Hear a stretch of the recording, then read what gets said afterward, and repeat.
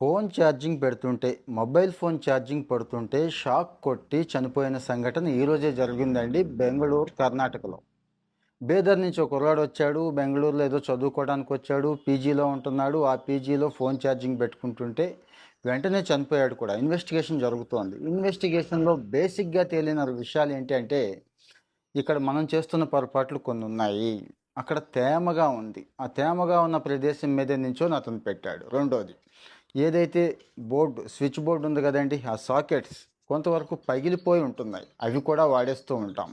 ఇక ముసురు పట్టు ఉంటుంది. ఒకరోజు 2 రోజుల పాటు నిరంతరం వర్షం పడుతున్నప్పుడు ఇంట్లో కండిషన్స్ ఎలా ఉంటాయి, గోడలు తడిసిపోయి ఉంటాయి, నానిపోయి ఉంటాయి. ఖచ్చితంగా ఎలక్ట్రిక్ అనేది మనకి బాడీకి వచ్చేస్తుందండి, షాక్ అనేది. ఎందుకంటే మన ఇళ్లలో ఎర్తింగ్ అది అంత ప్రాపర్గా పెట్టుకోం.